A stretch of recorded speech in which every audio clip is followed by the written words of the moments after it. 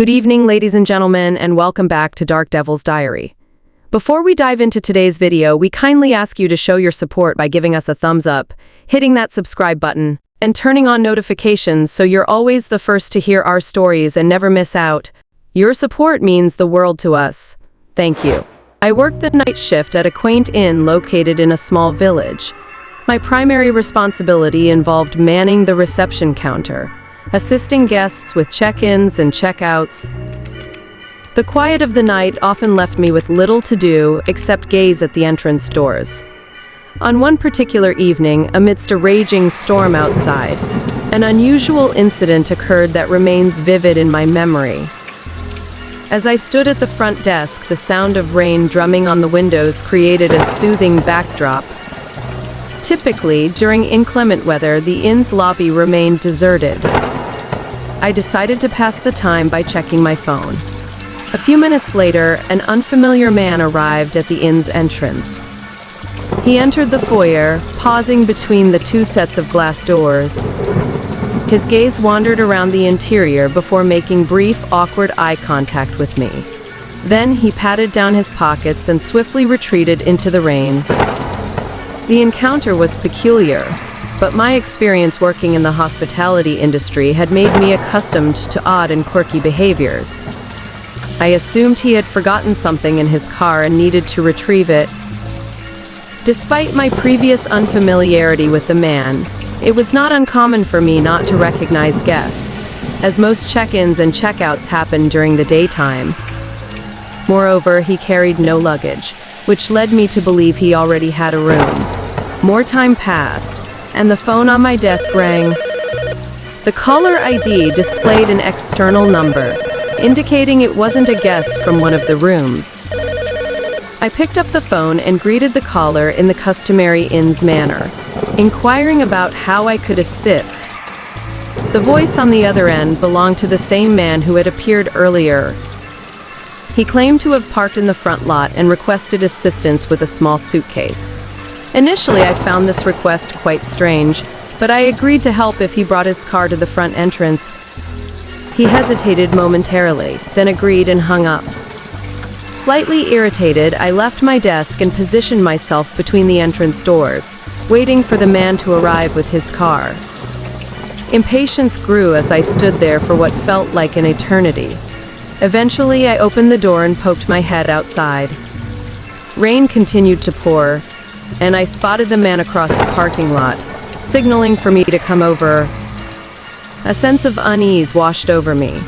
I had suggested he pull up to the front to avoid getting wet in the rain, so why was he walking with his luggage through the storm? Ignoring him, I closed the door and returned to my desk, assuming that if he truly needed assistance, he would park in the front as instructed. However, to my surprise, the man entered the lobby, having run across the parking lot. He stood a few feet from the reception desk, breathing heavily. He repeated the same request as before, asking for help with his small suitcase. I remained resolute, insisting that he needed to bring his car to the front before any further assistance could be offered. He claimed he had already removed the luggage from his car and didn't want to put it back in. My growing suspicions made me certain that something was amiss. I asked if he had a reservation and needed to check in before we could assist further. His reaction was immediate, filled with anger and offense. He demanded that I assist him without delay, as his luggage was getting drenched outside. Frustrated, I responded with a hint of attitude, reminding him that he had left his bags outside in the rain, and insisting on checking him in first. If he refused, I would have to ask him to leave. Infuriated, he turned and left, offering a rude gesture on his way out. He did not return for the rest of the night. When the morning shift staff arrived, I recounted the peculiar encounter. To my knowledge, he never checked in as a guest. The incident left me deeply unsettled, as it became clear that he was not a guest but rather a stranger with unsettling intentions.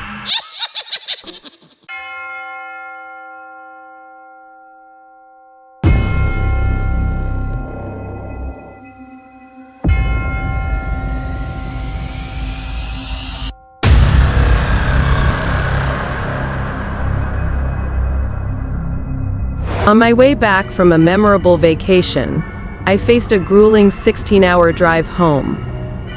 My determination was unwavering, and I aimed to complete the journey without the need to book a hotel room. As the sun began to set, exhaustion weighed heavy on my eyelids. To combat drowsiness, I snacked on provisions I had packed, but it was only a temporary fix. I knew I'd soon require a break, if not to take a brief nap for an hour or even consider resting until morning. The road stretched out before me, empty and desolate, devoid of towns or signs of civilization. I zoomed out on my map, desperately seeking upcoming rest stops, but the nearest town was an hour away. Doubt crept in, and I questioned whether I could safely make it there. After a few more minutes of internal debate, I concluded that it was unwise to press on. My hopes were answered when I noticed a sign for a gas station about half a mile ahead. I took the exit and found the gas station as the sole structure at the intersection of two desolate roads. The main building appeared dark, but the gas pumps were still illuminated, suggesting they were operational. It was apparent, though, that no overnight staff were present, leaving me somewhat uneasy. I parked on the side, keeping a vigilant watch for any signs of danger. However, no other vehicles arrived for gas, and the roads remained empty. It was a peculiar and eerie place, but the absence of other people provided some comfort. I reclined my seat, turned off the engine, and drifted into a restless slumber.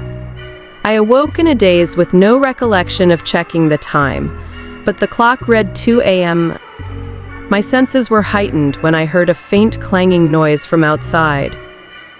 I turned my head towards the gas station's main area, where I spotted a man fiddling with one of the pumps.